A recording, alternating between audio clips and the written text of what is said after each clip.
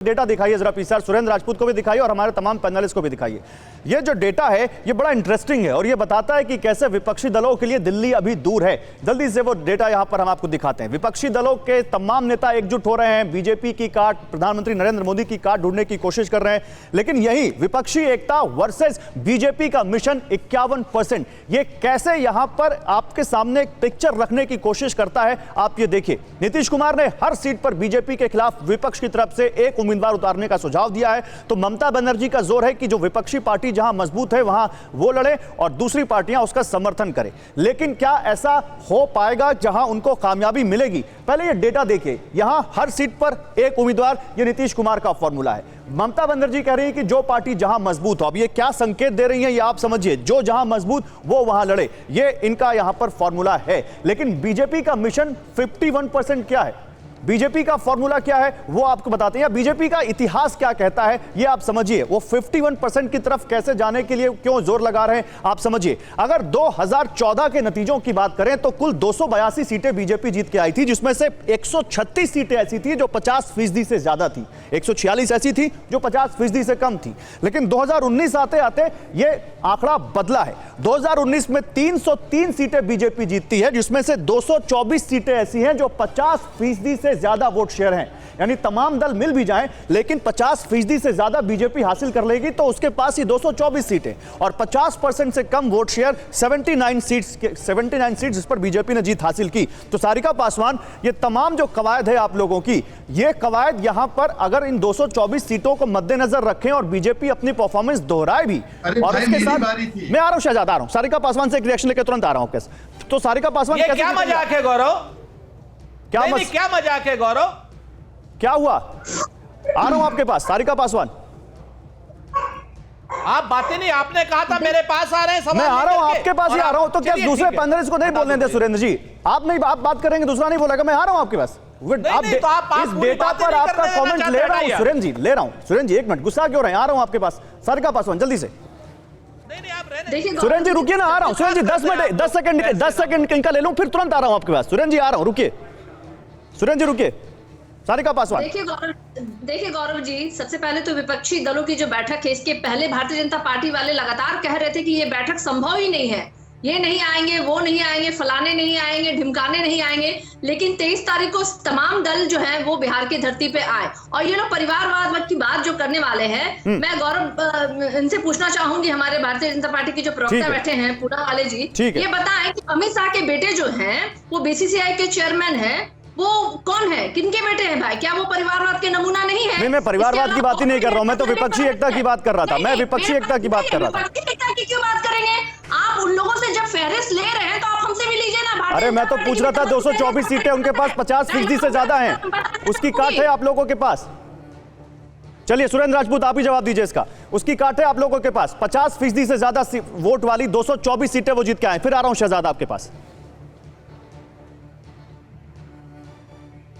सुरेंद्र राजपूत जी, भाई पहले तो मेरी एक शिकायत दर्ज कर लीजिए, आपका बहुत सम्मानित चैनल है और इस सम्मानित चैनल पर किसी भी आदमी को पूरा बोलने का अगर आप मौका नहीं दे सकते हैं, आपको ये कहा जाता हो कि सुरेंद्र जी डिबेट में ऐसा ही होता है, एक एक करके सब बोलते हैं। अब बाकी पैनलिस्ट भी तो बोलेंगे ना, बाकी पैनलिस्ट भी तो बोलेंगे। मैं तो बीजेपी वाले के पास गया भी नहीं, मैं तो शहजाद के पास नहीं गया, मैं तो आरजेडी की जो प्रवक्ता उनके पास गया था, वो भी विपक्षी पार्टी का, आपके साथ ही। सुन लीजिए, पहले पूरी शिकायत सुन लीजिए पहले। नहीं आरजेडी से हमें कोई वो नहीं, आरजेडी को भी आपने 10 सेकंड, आप पहले बात सुन लीजिए, क्योंकि आपके चैनल वाले भी सुन लें, पीसीआर भी सुन लें और बाकी बड़े लोग भी सुन लें।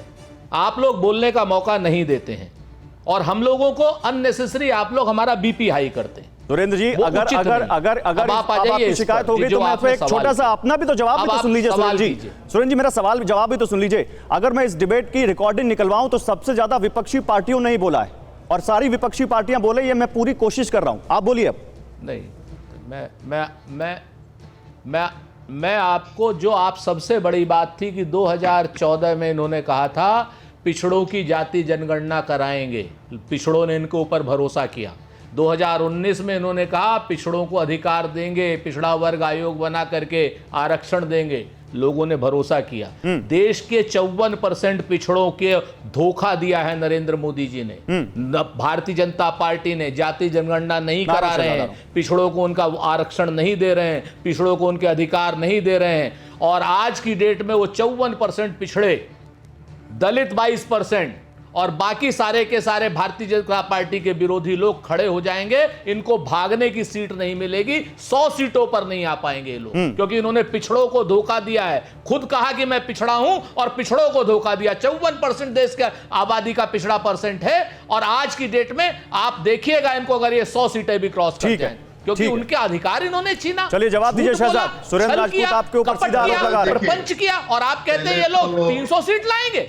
नहीं, मैं नहीं कह रहा, मैं ये नहीं कह रहा, मैं कह रहा हूं 2014-2019 का इतिहास क्या कहता है। शहजाद जवाब दीजिए। गौरव जी देखिए, एक तो सुरेंद्र जी मेरे बड़े अच्छे भाई है, तो वो बीपी हाई ना करे और शांत रहे। कोई ऐसा होता है डिबेट में।